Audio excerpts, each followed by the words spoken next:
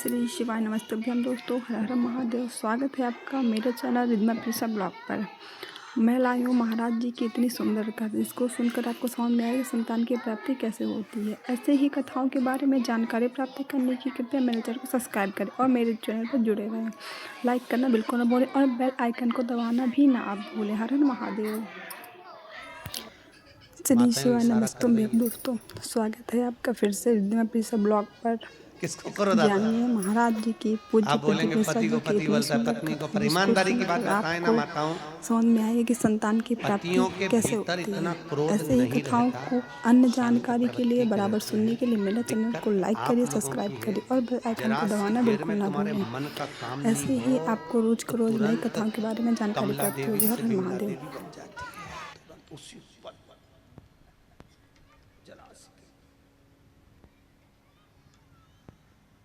एक पति और पत्नी का झगड़ा हुआ और पति पत्नी का झगड़ा हुआ और पत्नी ने चिल्लाकर जवाब में दे दिया, तुम तो जानवर हो। अब लड़ाई होती कि नहीं होती इतनी बड़ी बात है, तुम तो जानवर हो। पति मुस्कुराकर बोला, तू बिल्कुल सही बोली है, तू मेरी जान में तेरा वर। गलत कहा? इतना बोलना था तो पत्नी कह रही है, मैं तुम्हारे लिए चाय बना के लाती। लड़ाई समाप्त, क्रोध गया।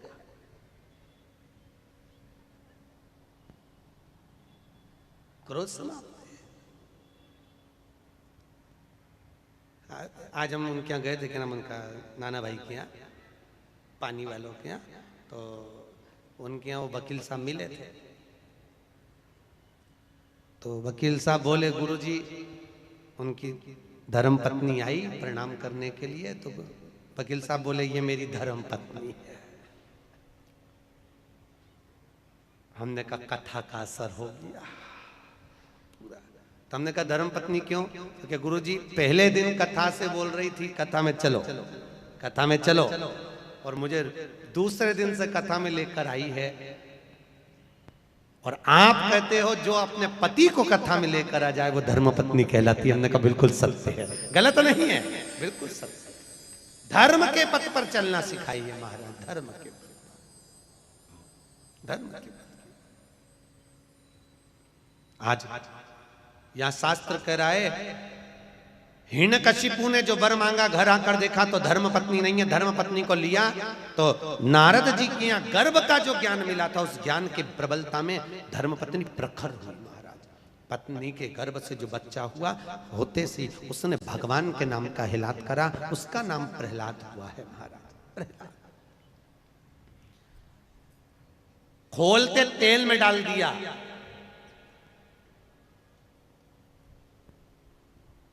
पर्वत पे से नीचे फिगवा दिया, समुद्र के अंदर डलवा दिया, तो भी प्रहलाद नहीं मरा।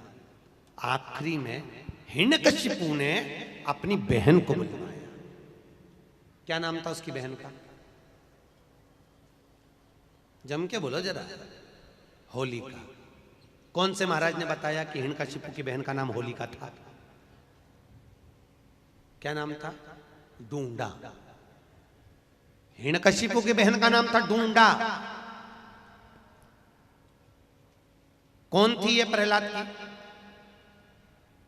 हिरण्यकशिपु की बहन प्रहलाद की बुआ। आप में से कितनी बुआ बैठी है? बुआ कितनी है?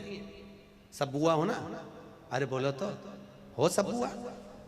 तो बुआ ऐसी होती है कि अपने भतीजे को आग लगा दे? अरे बोलो तो, होती है ऐसी? नहीं। प्रहलाद को गोदी में लेकर डूंडा बैठ गई। उसके पास ब्रह्मा जी की दी हुई एक चादर थी। हिरण्यकशिपु ने कहा, इसको ओढ़ कर बैठ जाना, तू जलेगी नहीं, तेरा भतीजा जल जाएगा। डूंडा चादर ओढ़ कर बैठी, प्रहलाद को गोदी में रखा। चारों तरफ से जब आग लगी, डूंडा को लगा मेरा भतीजा जल जाएगा। डूंडा ने अपनी चादर उतार कर अपने भतीजे पे डाल दी। डूंडा खुद जल गई, अपने भतीजे को बचा लिया। ऐसी होती है बुआ जो देती है दुआ। बुआ कभी बद्दुआ नहीं देती महाराज।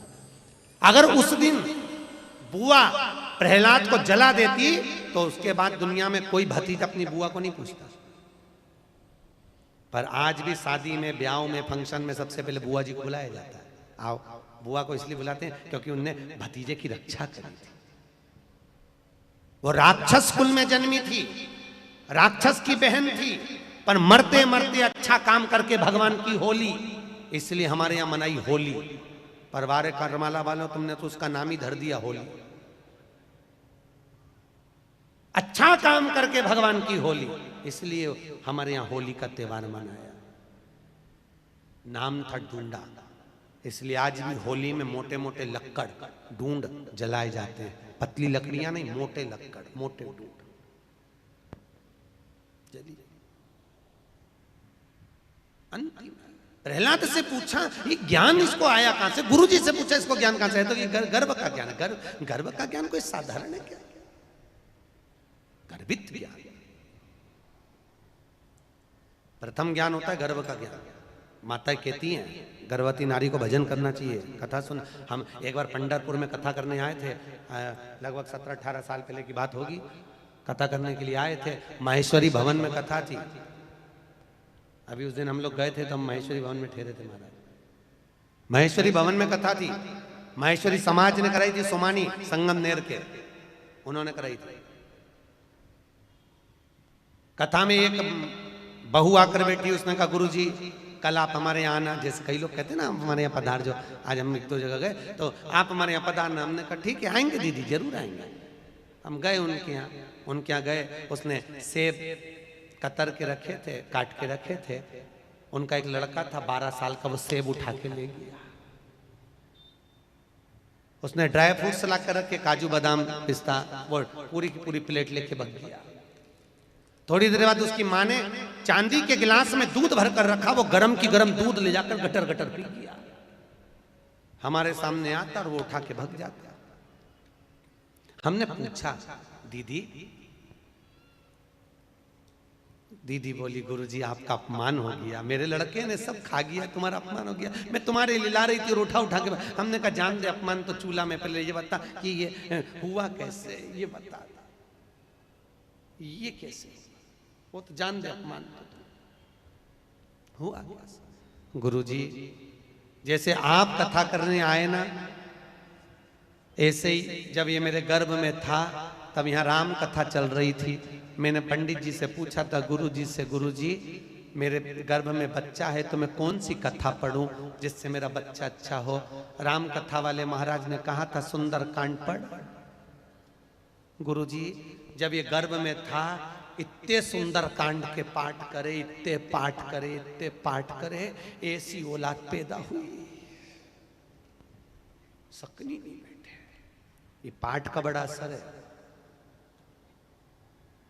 आज के जमाने में जो औलाद होती है ना, ये टीवी देख देख के पैदा होती है, क्योंकि डॉक्टर बोल देते बेड रेस्ट, डॉक्टर बोलते बेड रेस्ट, पलंग पे पड़ी रहो, दिन भर टीवी देखती रहो। 24 घंटा टीवी देखे, गर्भ में जो बच्चा था वो टीवी देखता रहा। माँ के दृष्टि से बच्चे ने टीवी देखी।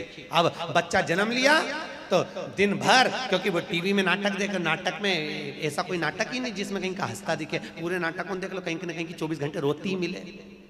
नाटकों में, सीरियलों में रोए, वो नाटक देख के औलाद पैदा हुई। अब घर की बूढ़ी बूढ़ी माताएं कह देती हैं, कहने में चुकती थोड़ी ना माताएं, तुरंत बोलती भैया हमारी भी 5-5 औलाद थी, हमारी भी 4-4 औलाद थी, खिला दो पिला दो पटक दो, खेलती रहे। और हमारी बहू ने ऐसी औलाद पैदा करी, एक करी वो भी ऐसी करी, दिन भर पे करे, दिन भर रोए, दिन भर। मायके कहने में कोई चूकता नहीं, तुरंत बोल देते। अब प्रहलाद गर्भित ज्ञान इतना प्रबल था। हिरण्यकशिपु ने पूछा क्या इस खंबे में तेरा भगवान है? हाँ खंबे में। खंबे पर गदा का प्रहार करा, टूट कर नीचे गिरा। नरसिंह भगवान प्रकट हो गए। नरसिंह भगवान प्रकट हुए और पहुंचकर हिरण्यकशिपु को पकड़कर ले जाकर देहली पर बैठकर न अंदर मरे न बाहर, देहली पर मारा, न नीचे न ऊपर, जंघा पर मारा, न अस्त्र से न शस्त्र से, नख से फाड़ा, न दिन में न रात में, शाम के समय मारा, न नर से न पशु से, नरसिंह बनकर मारा, और न 12 महीने में मरे, इसलिए एक अधिक कर अधिक मास में मारा। कौन से महीने में? अधिक मास में। उधर को फाड़ दिया आत्मा को निकाल कर धारण कर लिया। नरसिंह भगवान की ये यहां तक की कथा तो भागवत में भी लिखी है, सुनी कि नहीं सुनी? अरे बोलो तो, सुनी है ना? अब जो कथा वेद व्यास जी ने शिव महापुराण में लिखी वो आ रही है, सुनो, ध्यान दो। नरसिंह भगवान का क्रोध बढ़ता गया, बढ़ता गया, बढ़ता गया, इतना क्रोध, इतना क्रोध, इतना क्रोध, क्रोध बढ़ता गया, इतना क्रोध बढ़ा। इन नरसिंह भगवान इंद्रलोक में गए तो इंद्र का सिंहासन तोड़ दिया, ब्रह्मदेव क्या गए तो पुष्प तोड़ दिया, जहां जाते नरसिंह भगवान कुछ तोड़ फोड़ करके आते। लक्ष्मी जी भगवान शंकर के पास आई, लक्ष्मी जी ने विनती करी, नाथ मेरे पति को क्रोध आ रहा है, इनके क्रोध को शांत करिए, बहुत क्रोध है, शांत करो, थोड़ा क्रोध शांत करिए। शंकर भगवान मौन आनंद में विराजमान थे, स्मरण में डूबे हुए थे, भजन चित्त आनंद में कर रहे थे। आपको पहले भी कथा में कहा, राम शंकर का भजन करते हैं और शंकर राम का भजन, हरि विठ्ठल शंकर का भजन करते हैं, शंकर पांडुरंगा का भजन करते भजन डूबे। जय जय विठ्ठल विठ्ठल विठ्ठला, जय जय विठ्ठल विठ्ठल विठ्ठला, जय जय विठ्ठल विठ्ठल विठ्ठला, जय जय विठ्ठल, सब गाइए, विठ्ठल विठ्ठला, जय जय विठ्ठल विठ्ठल विठ्ठला, जय जय विठ्ठल विठ्ठल विठ्ठला, माझा विठ्ठल पांडुरंगा, माझा विठ्ठल पांडुरंगा, माझा विठ्ठल पांडुरंगा, माझा विठ्ठल पांडुरंगा, जय जय विठ्ठल विठ्ठल विठ्ठला, जय जय विठ्ठल ताली से बात, दोनों हाथों से, विठ्ठला, जय जय विठ्ठल विठ्ठल विठ्ठला, जय जय विठ्ठल विठ्ठल विठ्ठला, माझा विठ्ठल पांडुरंगा, माझा विठ्ठल पांडुरंगा, माझा विठ्ठल पांडुरंगा, माझा विठ्ठल पांडुरंगा, जय हो, जय हो।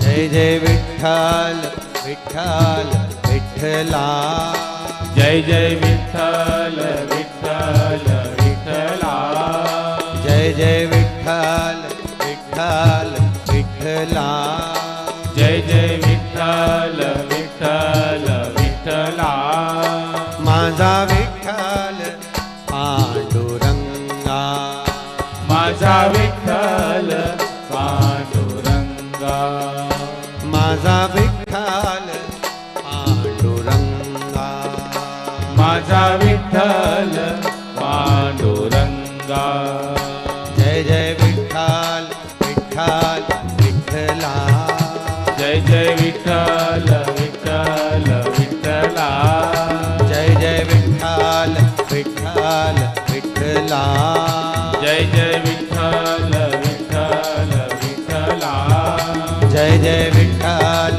विठ्ठल विठ्ठला, जय जय विठ्ठल विठ्ठल विठ्ठला, माझा विठ्ठल पांडुरंगा, माझा विठ्ठल पांडुरंगा, ओ माझा विठ्ठल पांडुरंगा, माझा विठ्ठल पांडुरंगा, जय हो।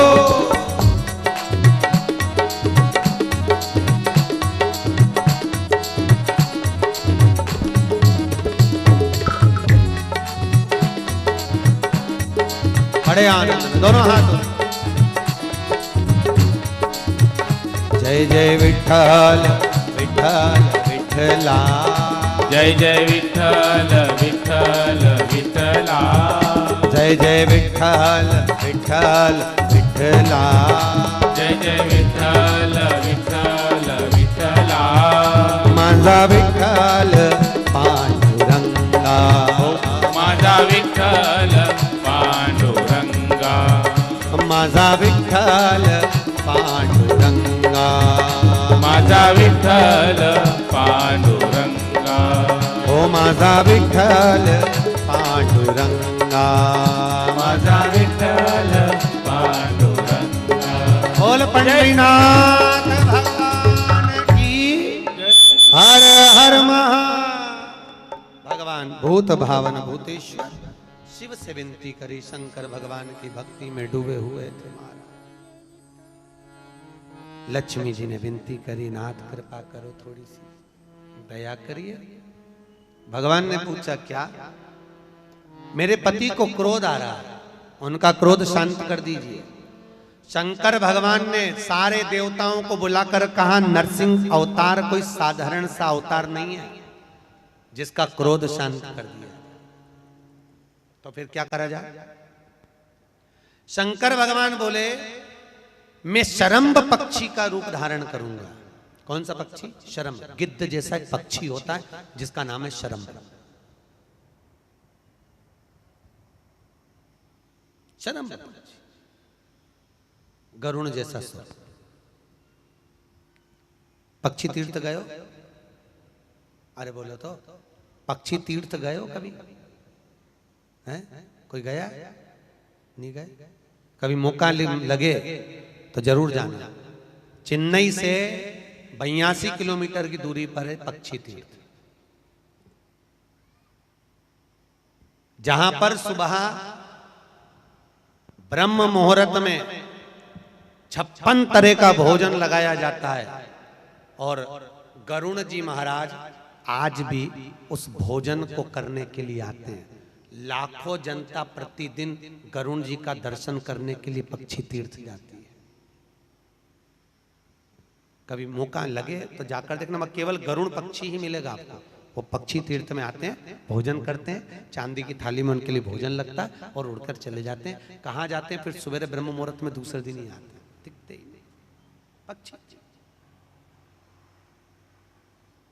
शरम्भ पक्षी का रूप रखा भगवान ने, और शरम्भ पक्षी का रूप भगवान शंकर करें ऐसे नहीं रख सकता। सारे देवता मिलकर मेरे को सपोर्ट करो मेरे पक्ष में, और मैं शरम्भ पक्षी का रूप रखूंगा, उड़ते हुए जाऊंगा, नरसिंह भगवान को पंजे से उठाऊंगा और ले जाकर अलखनंदा नदी में पटकूंगा। नरसिंह भगवान को भगवान शंकर ने उठाया शरम्भ पक्षी का रूप धारण कर कर। शिव जी का एक नाम बनने जा रहा है शरम्भेश्वर महादेव। कौन से महादेव हैं? शरम्भेश्वर। शरम्भ पक्षी का रूप रखकर नरसिंह भगवान को उठाकर ले जाकर अलखनंदा नदी में, बद्री का नाथ में, बद्री विशाल के पास जो अलखनंदा बहती है उसमें ले जाकर डाला। डालते से शंकर भगवान के डालने से भगवान नरसिंह का क्रोध समाप्त हो गया। नरसिंह भगवान वहां पर नरसिंह